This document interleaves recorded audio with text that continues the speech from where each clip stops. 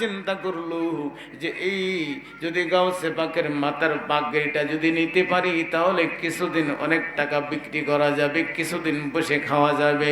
চোর বেটা চিন্তা করলো তাহলে কেমনে কি করা যায়। গাউসে পাক তিনি ঘুমিয়ে পড়লেন।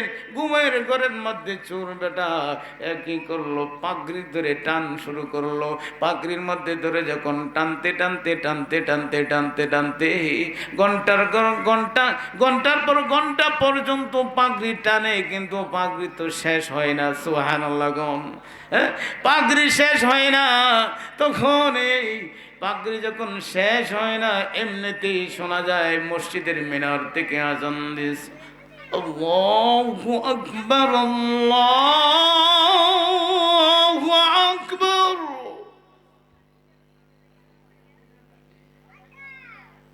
মসজিদের মিনার থেকে আজান, আল্লাহু আকবার, আল্লাহু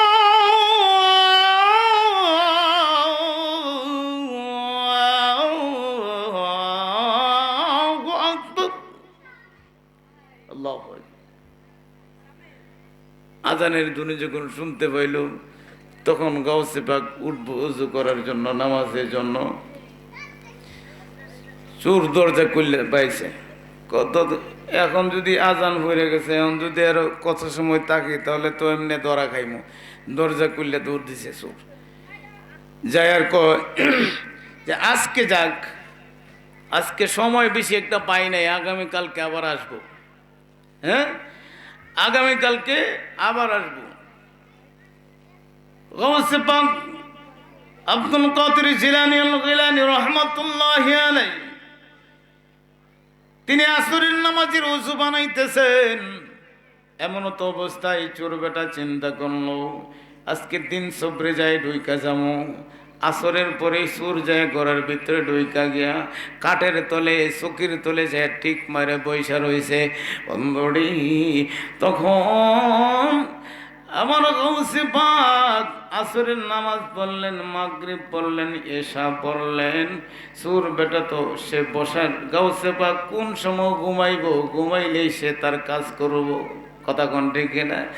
তখন গাউসে পাক এসে নামাজ আদায় করে তিনি বিছানার মধ্যে ঘুমিয়ে পড়লেন। তখন চিন্তা করলো ঘুমাইছে কিনা সজাগ। এরকম দোনাউনা করতে করতে রাত্র হয়ে গেছে, অনেক রাত্র গভীর হয়ে গেছে, 12টার উপরে বাইজা গেছে।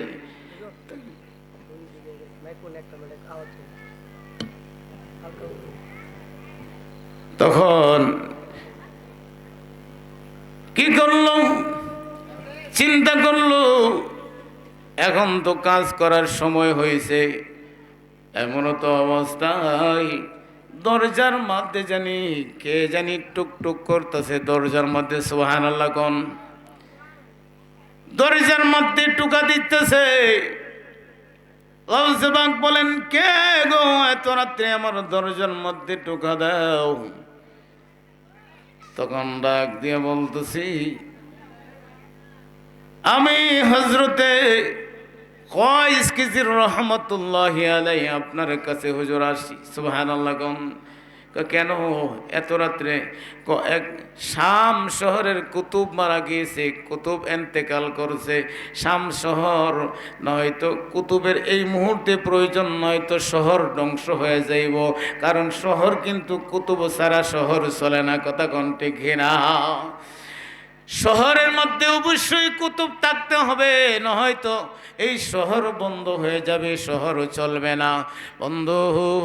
সেই জন্য শহরের এই কুতুব মারা গিয়েছে এই সংবাদ যখন গাউসে পাকের কাছে জানানোর পরে গাউসে পাক আব্দুল কাদের জিলানী রাহমাতুল্লাহি আলাইহি বলে আরে তুমি তো এখন পেঁচ লাগাইলে, এত রাত্রে আমি কুতুব পাইব কই? দিনের বেলা এসো কোনা, এই মুহূর্তে দরকার, শহর ধ্বংস হয়ে যাবে হুজুর, এই মুহূর্তে কুতুব দেন বাইর করে। তখন গাউসে পাক চিন্তা করে, তখন বলতেছে ঠিক আছে দেখো আমার চকির তলে একজন কুতুব বৈশা রয়েছে, তারে নিয়ে যাও। জোরে কন্যা সুবহানাল্লাহ। কে তলে? চকির তলে যে চৌকির তলে যারা বইসাইলা কি কুতুব না সুর? সুর বেটা বৈশা রয়েছে। গাউসে পাক বলতেছেন আমার চৌকির তলে যিনি বৈশা আছে ওই কুতুবকে নিয়ে যাও। এখন সুরে এই কথা শোনার পরে সুরের অবস্থা খারাপ, সুরে করে সর্বনাশ করছে, আমি তো 1 নাম্বার সুর। তখন প্রকাশ্যে বলতেছে হুজুর না না আমি কুতুব না, আমি হইলাম চোর। গতকালকেও আসছিলাম আপনার পাগড়ি চুরি করার জন্য, কিন্তু শেষ করতে পারলাম না, এই জন্য আজকে আবার আসলাম হুজুর। আজকে পাগড়িটা নেওয়ার জন্য আবার আসছিলাম হুজুর। আমি অরিজিনালি আসলে একটা চোর। তুই চোর না তুই কুতুব? যেরকম আল্লাহু আকবার। হ্যাঁ, তখন চুরি করে চোর বেটা বলে না আমি চোর, আল্লাহর ওলি কই নাই কুতুব। তখন বলতেছে ওই দিকে আয়, আমার সামনে আয়। আসার পরে বলতেছি তুমি গোসল করো। গোসল করাইলেন, তখন গাউসে পাক একটা কাপড় পরিধান করাইলেন। তখন বলতেছে তুমি একটা কাজ করো, এখন তুমি একটু তোমার বাড়ির থেকে তাড়াতাড়ি তুমি একটু বাড়িতে সঙ্গে সবার সঙ্গে একটু দেখা করে তারপরে চলে আসবা। বলবে যে গাউসে পাকের দরবারে আমার একটু কাজ আছে, আমি পরে তোমাদের সঙ্গে সাক্ষাৎ করব, বাড়ির থেকে একটু ছুটি নিয়ে আসো যাও। তখন বাড়ির কথা বলছে, বলার পরে ওই সুর বেটা বাড়ির উদ্দেশ্যে দৌড় দিল। কিছু সময় পরে গাউসে পাক এলহামের মাধ্যমে ডাক দিল, বলতেছে কিরে তুই কোথায়? তখন বলতেছে হুজুর আমি তো হইলাম প্রথম আসমানে। যেরকম সুবহানাল্লাহ। কোথায়? প্রথম আসমানে। বলতেছে তুই প্রথম আসমানে কি করস? তোরে বলছি তোর বাড়ি যাওয়ার জন্য, তুই প্রথম আসমান থেকে তাড়াতাড়ি বাড়ি যা। চোর বেটা তো দৌড় দিল। আবার দৌড়তে দৌড়তে কিছু সময় পরে আবার গাউসে পাক জিজ্ঞাসা করে কি হো এখন কোন জায়গায়? তখন বলতেছে হুজুর আমি তো এখন দ্বিতীয় আসমানে। সুবহানাল্লাহ। কোন? হ্যাঁ, কোথায়? দ্বিতীয় আসমান। কিছু সময় পরে আবার প্রশ্ন করলো এখন কোথায়? তৃতীয় আসমান। এইভাবে চতুর্থ আসমান, পঞ্চম, সপ্তম, ষষ্ঠম, লা মুকাম তাহাতা সাজারা। আল্লাহর সব কিছু তন্ন তন্ন করে তাকে গোড়াইয়া আবার গাউসে পাকের সামনে আইনা হাজির করছে। জোরে কন্যা সুবহানাল্লাহ। ও বন্ধু,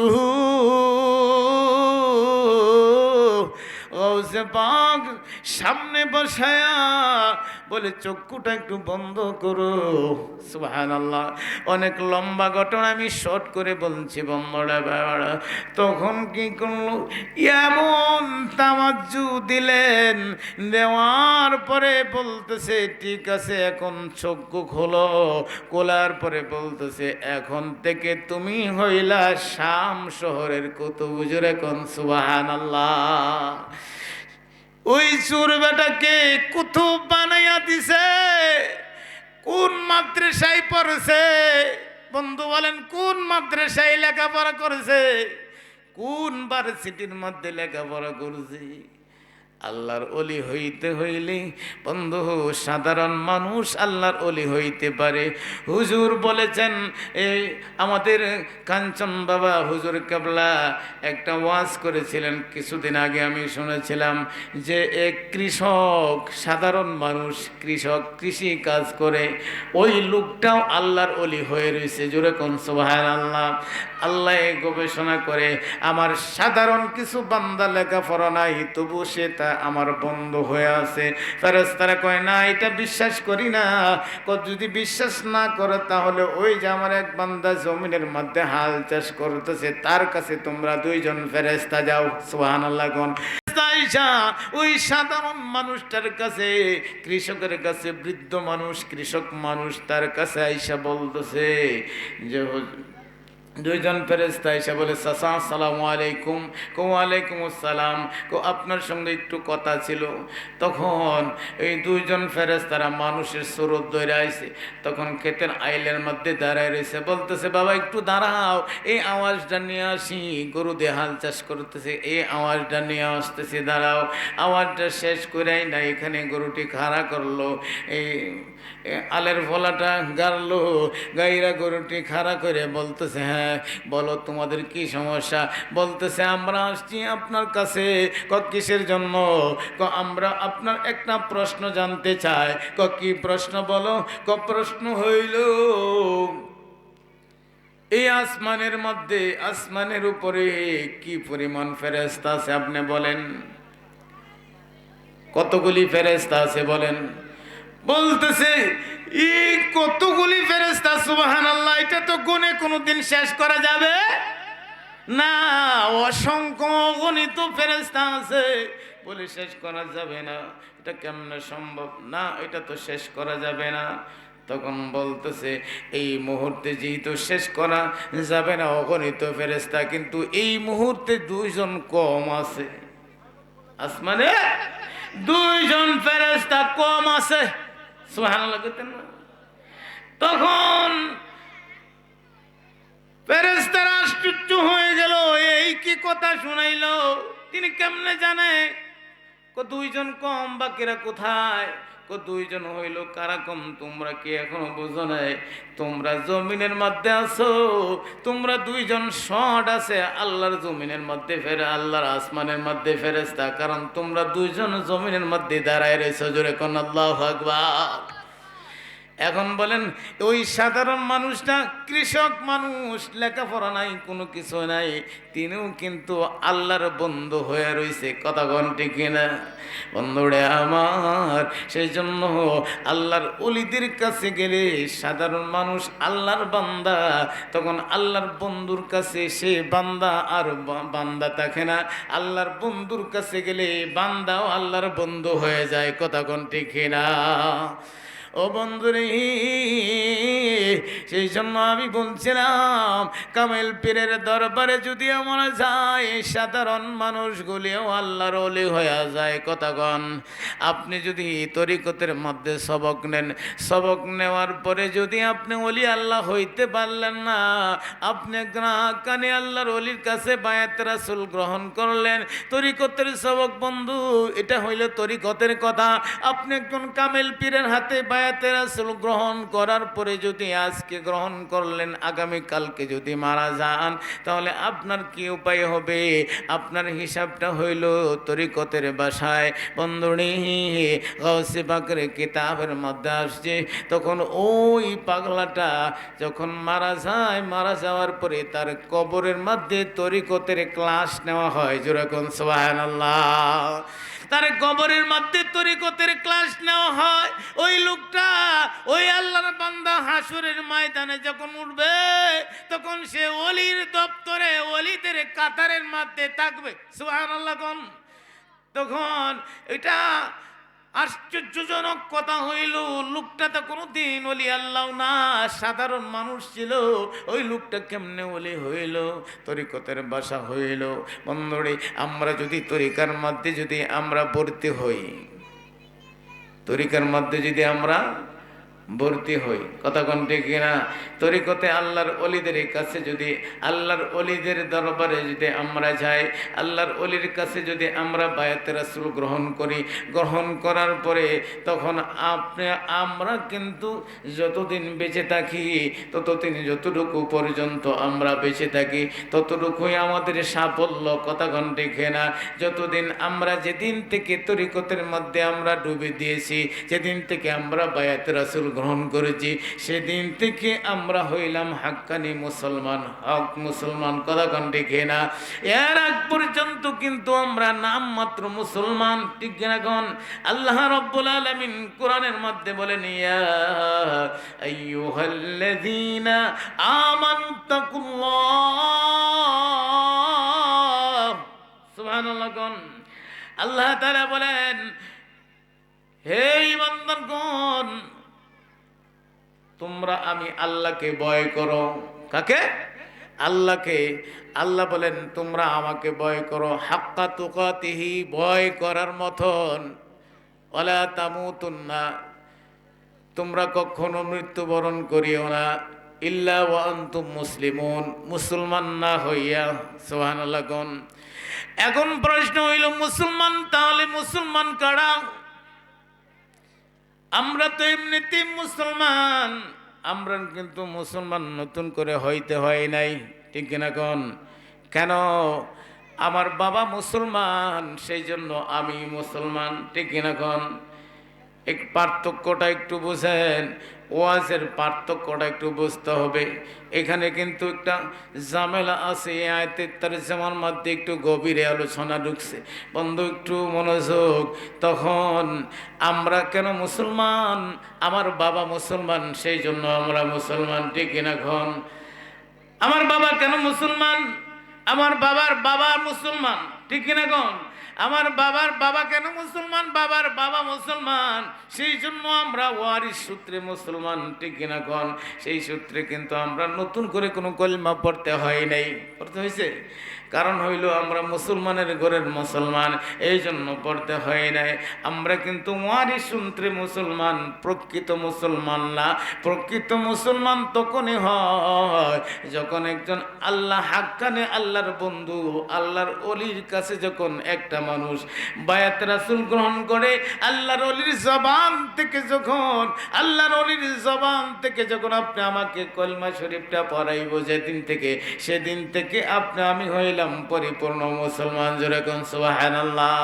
তরিকতের ভাষা হইল বন্ধু, যদি আমার বয়স 50 বছর হয়ে থাকে আর আমি যদি আল্লাহর ওলির কাছে বায়াত রাসূল গ্রহণ করি, ও বায়াত রাসূল গ্রহণ করার পরে, ও বন্ধু রে, বায়াত রাসূল গ্রহণ করার পরে একটা মানুষ কেমন নিষ্পাপ হয়।